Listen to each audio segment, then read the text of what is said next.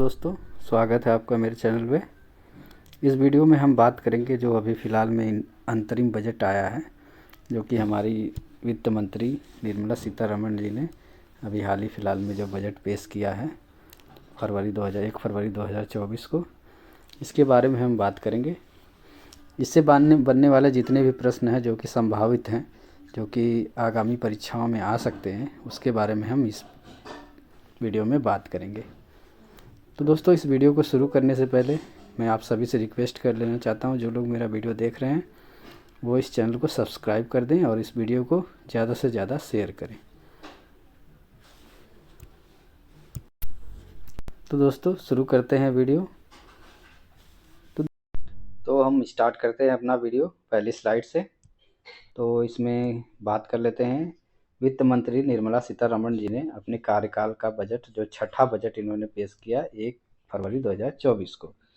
तो यह budget interim budget है, अंतरिम बजट है जो इन्होंने पेश किया है, क्योंकि अभी देखिए इलेक्शन का वर्ष चल रहा है, क्योंकि अप्रैल मई में जो आम चुनाव होने वाले हैं, इस चुनाव के बाद जब सरकार बन जाएगी तब वो पूर्ण बजट पेश करेगी जुलाई में। तो जुलाई में दोस्तों ये पूर्ण बजट पेश होगा। तो नेक्स्ट हम देख लेते हैं इसमें। तो बजट क्या है, बजट क्या होता है, इसका थोड़ा सा हम स्टैटिक भी देख लेते हैं इस वीडियो में। स्टैटिक और करंट दोनों कवर करूंगा इसमें, एक ही वीडियो में आपको सब कुछ मिल जाएगा। तो स्टार्ट करते हैं, बजट क्या है। देखिए, बजट, देश के बजट में कई स्रोत से आने वाले धन और तरह तरह की चीज़ों में होने वाले खर्च का विस्तृत योजना पेश की जाती है। बजट में जो कि आने वाले धन और तरह तरह की चीज़ों में खर्च होने वाले विस्तृत योजना को पेश किया जाता है। इसके साथ तय होता है कि अगले साल सरकार टैक्स किस तरह क्या रखेगी, टैक्स की जो रेट्स हैं वो क्या रखेगी अगले साल, बजट में ये पेश किया जाता है। तो बजट देख लेते हैं, संविधान में बजट कहाँ पे है। संविधान में जो केंद्रीय बजट को अनुच्छेद 112 में, इम्पॉर्टेंट पॉइंट है दोस्तों, आर्टिकल 112 में रखा गया है बजट को संविधान में। ये स्टैटिक से क्वेश्चन बार बार आता है। तो नेक्स्ट स्लाइड हम देख लेते हैं। नेक्स्ट है, तो इसमें हम बात करेंगे कि 7 अप्रैल 1860 को देश का जो पहला बजट, ब्रिटिश सरकार का जो पहला बजट था, ब्रिटिश सरकार जब थी उस समय देश का जो पहला बजट था, उस समय के वित्त मंत्री जेम्स विल्सन ने पेश किया था। ये भी इम्पोर्टेंट पॉइंट है, स्टैटिक के नज़रिए से देखा जाए तो बहुत ही इम्पोर्टेंट पॉइंट है। और 1924 और 1999 तक जो फरवरी में अंतिम कार्यकारी दिन में शाम 5 बजे बजट पेश होता था। फरवरी के लास्ट दिन में जो 5 बजे शाम को बजट पेश किया जाता था। और यह सर बेसिल ब्लैक कैट ने ये नियम अपनाया था, 1924 में शुरू किया था ये जो नियम था। नेक्स्ट देखते हैं दोस्तों। नेक्स्ट है, स्वतंत्र भारत का जो पहला केंद्रीय बजट कब आया था और किसने पेश किया था। जो हमारा स्वतंत्र भारत का जो पहला केंद्रीय बजट था वह R.K. शनमुगम चेट्टी साहब थे, जो उस समय के स्वतंत्र भारत के वित्त मंत्री थे। उन्होंने स्वतंत्र भारत का पहला केंद्रीय बजट पेश किया था। उन्होंने ये कब किया था, 26 नवंबर 1947 को स्वतंत्र भारत का पहला केंद्रीय बजट उन्होंने पेश किया था। R.K. शनमुगम चेट्टी ने 1947 से 1949 तक स्वतंत्र भारत के पहले वित्त मंत्री के रूप में कार्य किया था। इन्होंने पहले वित्त मंत्री के रूप में इस वर्ष तक कार्य किया था। ये इनकी फ़ोटो है, R.K. शनमुगम चेट्टी जी की। हाँ, तो गणतंत्र भारत का पहला बजट कब पेश हुआ था, वो तो स्वतंत्र भारत का जब हमारा देश गणतंत्र हुआ था उस समय जो पहला बजट पेश हुआ था वो किसने किया था और कब किया था, इसमें देख लेते हैं। भारतीय गणतंत्र की स्थापना के बाद बजट 28 फरवरी 1950 को पेश किया गया था। किन्होंने किया था, जॉन मथाई जी ने पेश किया था। इस बजट में योजना आयोग की स्थापना का वर्णन किया गया था। इम्पोर्टेंट पॉइंट है दोस्तों, योजना आयोग की जो स्थापना का वर्णन इसी बजट में किया गया था, जॉन मथाई ने 1950 में जो किया था। तो C.D. देशमुख वित्त मंत्री होने के साथ साथ रिजर्व बैंक के पहले भारतीय गवर्नर भी थे। जो C.D. देशमुख साहब थे वो वित्त मंत्री के होने के साथ साथ भारतीय रिजर्व बैंक के गवर्नर भी थे। उन्होंने 1951 से 52 में अंतरिम बजट पेश किया था। C.D. देशमुख जी की बात हो रही है, इन्होंने 1951 से 52 तक अंतरिम बजट पेश किया था। नेक्स्ट देख लेते हैं। तो सी.डी. देशमुख वित्त मंत्री होने के साथ साथ रिजर्व बैंक के पहले भारतीय गवर्नर भी थे। 51 से 52 में उन्होंने बजट पेश कर लिया। अभी हमने बात किया था, ये सी.डी. देशमुख साहब हैं। 1955 से 59 के बीच बजट के कागज़ हिंदी में भी तैयार होने लगे थे। जो 1955 से 59 के बीच में जो कागज़ जो थे, जो बजट के जो पेपर्स इंग्लिश में आते थे, वो हिंदी में भी शुरू होने लगे थे। ये स्टैटिक पॉइंट है इम्पॉर्टेंट, इसको भी नोट कर लीजिएगा। और 1958 से 59 में देश के तत्कालीन प्रधानमंत्री जवाहरलाल नेहरू ने बजट पेश किया। उस समय वित्त मंत्रालय उनके पास था। ऐसा करने वाले वे देश के पहले प्रधानमंत्री थे। देश के पहले प्रधानमंत्री कौन थे, ये क्वेश्चन पूछता है, जिन्होंने जो कि प्रधानमंत्री भी थे और उस समय वित्त मंत्रालय भी उनके साथ था। उन्होंने 1958-59 में बजट पेश किया था, तो वो जवाहरलाल नेहरू जी थे।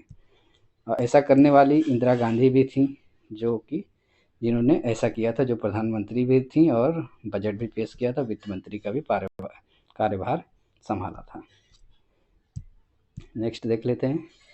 केंद्रीय बजट पेश करने वाली भारत की पहली महिला पूर्णकालीन वित्त मंत्री निर्मला सीतारमण है।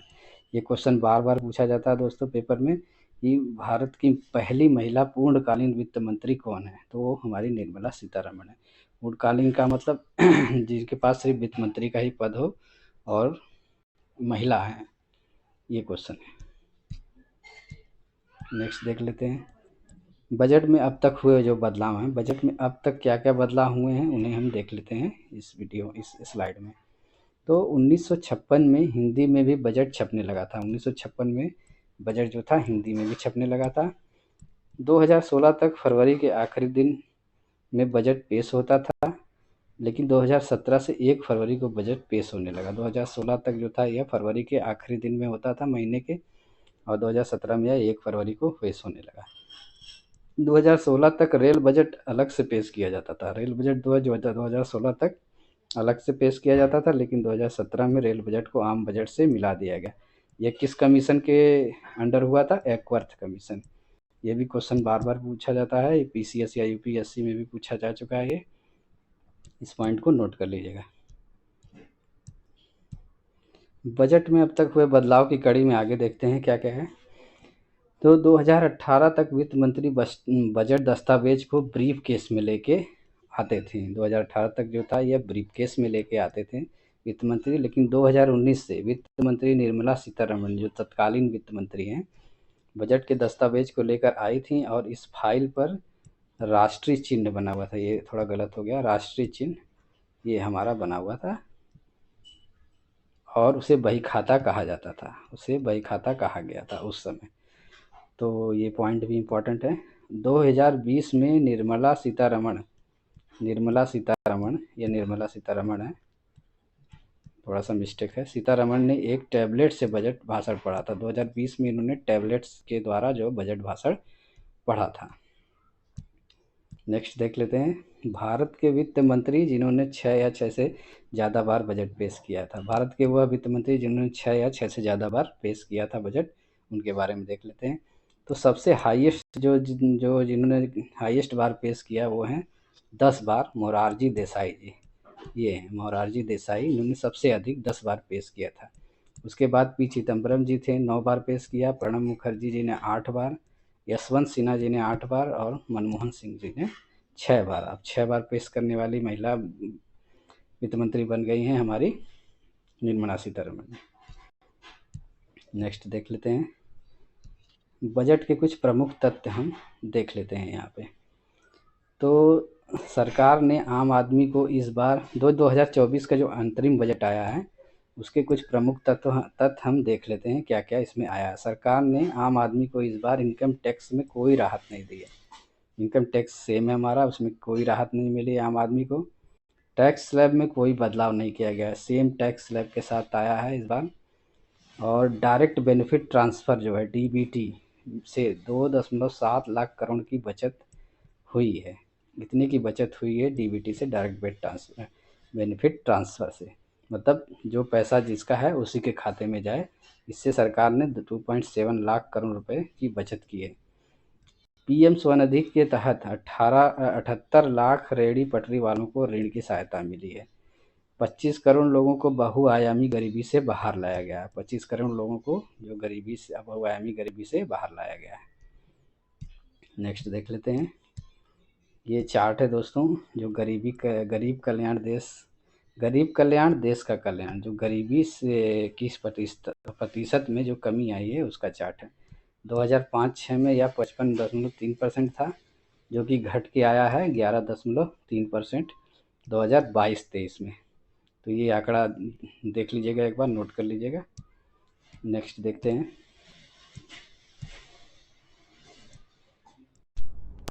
नेक्स्ट स्लाइड में हम देख लेते हैं। तो इसमें युवाओं के सशक्तिकरण के बारे में बात किया गया है, जो स्किल डेवलपमेंट है युवाओं का, उसके बारे में बात हुई है इस स्लाइड में। तो 1.4 करोड़ युवाओं को कौशल भारत के मिशन के तहत प्रशिक्षण प्राप्त हुआ। ये आंकड़ा याद कर लीजिए, एग्जाम में पूछ सकता है। युवाओं को उद्यमी बनाने की आकांक्षाओं को बढ़ावा देते हुए पीएम मुद्रा योजना के तहत 43 करोड़ की स्वीकृति मिली है। 43 करोड़ रुपए की स्वीकृति पीएम मुद्रा योजना के तहत मिली है। तो नेक्स्ट स्लाइड हम देख लेते हैं। पीएम श्री बजट के बारे में भी बात की गई है। पीएम श्री बजट के तहत जो 2023-24 में जो आंकड़ा था वह 4000 करोड़ का था, और जो कि 2024-25 में जो एक्सपेक्टेड है वो 6050 करोड़ का ये इस बार जो है सैंक्शन हुआ है। नेक्स्ट स्लाइड देख लेते हैं। नेक्स्ट स्लाइड में हम बात करेंगे कुछ संस्थानों के बारे में जो इस समय स्थापित हुए हैं। तो 2023 में जो 23 आईआईटी स्थापित हो चुके हैं अब तक, जो कि 2014 में इनकी संख्या 16 थी, 16 से ये 23 हो चुके हैं। तो 2022 तक 22 एम्स स्थापित हो चुके हैं। 22 तक जो 22 एम्स हमारे यहाँ स्थापित हो चुके हैं, जो कि 2014 में 7 थे। और 2023 तक 1113 विश्वविद्यालय स्थापित किए जा चुके हैं, जो कि 2014 में 723 थे। तो दोस्तों ये आंकड़े एक बार देख लीजिएगा। हम नेक्स्ट देखते हैं। नेक्स्ट स्लाइड में है चावल और गेहूं की खरीदारी के बारे में बात की गई है।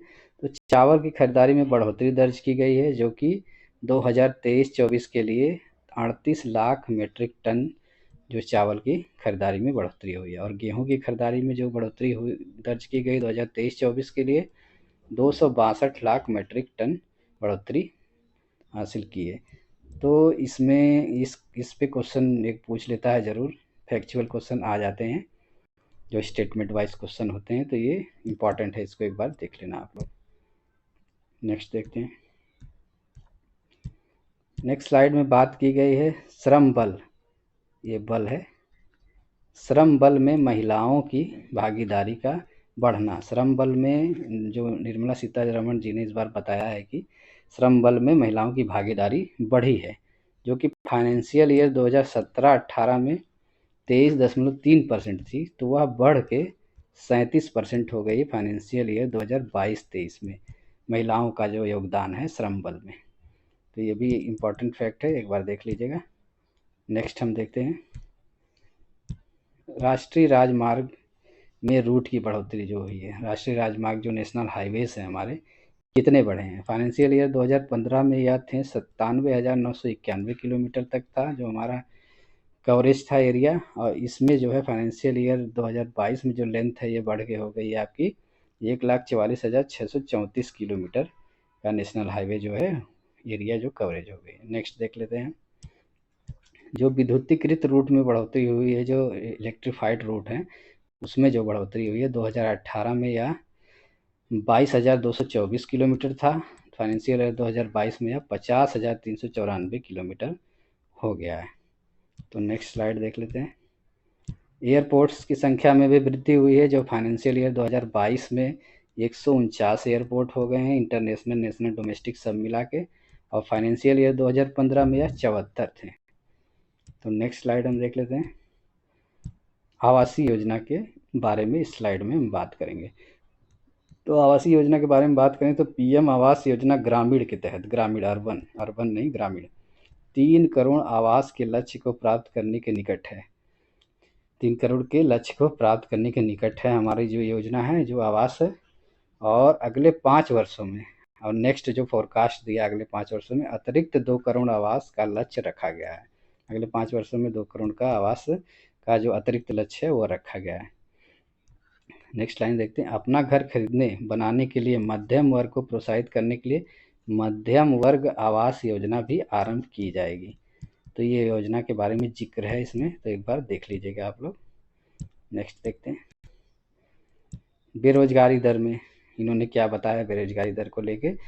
बेरोजगारी दर बताया है कि घटी है, अब पता नहीं सच में घटी है क्या, लेकिन जो इंटरिम बजट में है वो दिखाया गया है यही कि 2017-18 में जो बेरोजगारी दर थी 6.1% थी, जो कि घट के 2022-23 में 3.2% हो गई है। ये भी आंकड़ा इम्पॉर्टेंट है, आप लोग नोट कर लीजिएगा। नेक्स्ट देखते हैं, कुछ और इम्पॉर्टेंट पॉइंट है जो इस बजट के, वो देख लेते हैं कि 60 देशों पर G20 की बैठक करके वैश्विक दर्शकों को भारत की विविधता दिखाई गई। 60 देशों को जो आमंत्रित किया था इस बार G20 में, तो भारत की विविधता दिखाई गई उसमें। तो और क्या क्या हुआ था, लक्षद्वीप सहित अन्य द्वीपों में पत्तन, कनेक्टिविटी, पर्यटन और संरचना और सुविधाओं के लिए परियोजनाएं आरंभ की जाएगी। तो ये लक्षद्वीप और अन्य द्वीपों के बारे में बात हो गई है। और नैनो डीएपी का प्रयोग कृषि जलवायु क्षेत्र में बढ़ाया जाएगा। तो नैनो डीएपी के बारे में भी बात किया गया है, ये भी देख लीजिएगा एक बार। नेक्स्ट देखते हैं, और क्या पॉइंट है, आत्मनिर्भर तिलहन अभियान। आत्मनिर्भर तिलहन अभियान, ये वर्ड नोट कर लीजिएगा। तिलहनों के लिए आत्मनिर्भरता हासिल करने हेतु कार्यनीति तैयार की जाएगी। डेयरी विकास के लिए बैकअप कार्यक्रम तैयार किया जाएगा। पीएम मत्स्य संपदा योजना के कार्यान्वयन की विस्तार ताकि जल कृषि उत्पादकता, दोहरे निर्यात और रोजगार में पर्याप्त अवसरों को बढ़ावा दिया जा सके। पीएम मत्स्य संपदा योजना के बारे में भी बात की गई है, एक बार देख लीजिएगा इसको। 5 एकीकृत एक्वा पार्क का स्थापित किया जाएगा। 5 एकीकृत इंटीग्रेटेड एक्वा पार्क का स्थापना इसमें की जाएगी। नेक्स्ट हम देख लेते हैं, नेक्स्ट है कराधान सुधारों की उपलब्धियाँ। जो कर हमारा टैक्स है जो डायरेक्ट टैक्स, प्रत्यक्ष कर के बारे में बात की गई है। प्रत्यक्ष कर संग्रहण में पिछले 10 वर्षों में 3 गुना से अधिक वृद्धि हुई है। पिछले 10 वर्षों में 3 गुना से अधिक प्रत्यक्ष कर आए हैं। नेक्स्ट देख लेते हैं, स्वास्थ्य के क्षेत्र में क्या क्या इन्होंने दिया है। बालिकाओं, जो 9 से 14 वर्ष की बालिकाएं हैं, सर्वाइकल कैंसर के टीकाकरण के लिए प्रोत्साहित करना, ये इंपॉर्टेंट पॉइंट है। इस टाइम ये बहुत ज़्यादा चल रहा है सर्वाइकल कैंसर, तो सुर्खियों में है सर्वाइकल कैंसर, एक बार इस पॉइंट को देख लीजिएगा। बेहतर उपलब्धता, बचपन में आरंभिक देखभाल के लिए सक्षम आंगनबाड़ी एवं पोषण 2.2 में तेजी लाई गई है। सक्षम आंगनबाड़ी एवं पोषण 2.2 में तेजी ला गई है। इस योजना के बारे में भी एक बार देख लीजिएगा। मिशन इंद्रधनुष के टीकाकरण प्रयास के लिए यूविन प्लेटफॉर्म का आरंभ किया जाएगा। मिशन इंद्रधनुष जो है टीकाकरण से संबंधित है, तो यूविन प्लेटफॉर्म को आरंभ किया जाएगा। नेक्स्ट देख लेते हैं, आयुष्मान भारत। आयुष्मान भारत योजना के अंतर्गत सभी आशा कर्मियों, आंगनबाड़ी कार्यकर्ताओं और सहकर्मियों को स्वास्थ्य बीमा दिया जाएगा। इस पॉइंट में ये बात की गई है। नेक्स्ट देख लेते हैं, रक्षा पे क्या है, रक्षा बजट में रक्षा पे कितना खर्च है। जो डिफेंस सेक्टर में रक्षा खर्च में 11.1% की बढ़ोतरी देखी गई है। अब यह जीडीपी का 3.4%, ये वेरी वेरी इंपॉर्टेंट पॉइंट है। रक्षा बजट बढ़ाया गया है। पिछला जो बजट था, अंतरिम बजट है, जो इन्होंने हासिल किया है पिछले 5 सालों में वो दिखाया है। तो 11.1% की बढ़ोतरी के साथ साथ यह जीडीपी का 3.4% होगा। नेक्स्ट देख लेते हैं, 2022-23 के दौरान 596 अरब डॉलर प्रत्यक्ष विदेशी एफडीआई फॉरेन एफडीआई आया है। 596 अरब डॉलर प्रत्यक्ष विदेशी निवेश आया है। ठीक है, अब नेक्स्ट देख लेते हैं, यह 2005-2014 के दौरान ये 2 गुना था। 2005 और 2014 में जितना था, इससे 2005 से 2014 के बीच जो था उससे यह दोगुना है जो इस बार एफडीआई आया है। नेक्स्ट देख लेते हैं, करीब 1 करोड़ महिलाएं लखपति दीदी बनी हैं। अब 3 करोड़ लखपति दीदी बनाने का लक्ष्य है। लखपति दीदी का भी इसमें जिक्र किया गया है, एक बार इसके बारे में भी आप लोग ये देख लीजिएगा। जो आंकड़ा है ये पूछ सकता है एग्जाम में। नेक्स्ट देखते हैं, इस स्लाइड में हम देखेंगे कि रुपया कहाँ से आता है। जो रुपया है उन्होंने जो जिक्र किया है वो रुपया कहाँ से आया है। तो इसमें आयकर से 19% आया है, उधार एवं अन्य देयताएं जो भारत ने उधार दी हैं जो रिसीव किया है 28% आया है, केंद्रीय उत्पादन शुल्क जीएसटी से 5% आया है, कॉरपोरेट कर से 17%, जीएसटी एवं अन्य कर जो हैं उससे 18% आया है, सीमा शुल्क से 4% आया है, और ऋण भिन्न पूंजीगत प्राप्तियां जो हैं वह 1% हैं, और कर भिन्न प्राप्तियां जो हैं 7% हैं। तो नेक्स्ट स्लाइड देखते हैं। रुपया कहाँ से आया देख लिया हमने, रुपया कहाँ जाता है।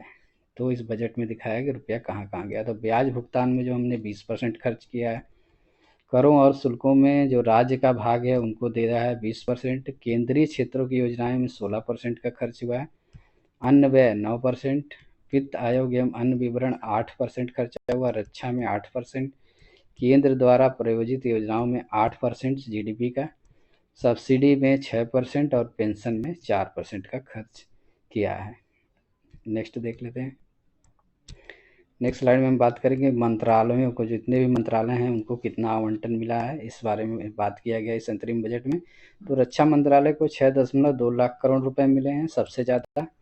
सड़क परिवहन एवं राजमार्ग को नेशनल हाईवे में 2.78 लाख करोड़ रुपए आवंटन किया गया। रेल मंत्रालय को 2.55 लाख करोड़ रुपए। ये आंकड़े आप लोग एक बार नोट कर लीजिएगा, एग्जाम में ज़रूर पूछता है। उपभोक्ता मामले, खाद्यान्न, सार्वजनिक वितरण मंत्रालय 2.13 लाख करोड़ रुपए जो है उनको आवंटन किया गया। नेक्स्ट स्लाइड में देख लेते हैं। गृह मंत्रालय का ऐसे देख लेते हैं 2.03 लाख करोड़, ग्रामीण विकास मंत्रालय में 1.7 लाख करोड़, और रसायन और उर्वरक मंत्रालय में 1.68 लाख करोड़ रुपए आवंटित किया गया। संचार मंत्रालय 1.37 लाख करोड़ रुपए, कृषि और विकास कल्याण मंत्रालय में 1.27 लाख करोड़ रुपए आवंटित किए गए। नेक्स्ट स्लाइड में देख लेते हैं।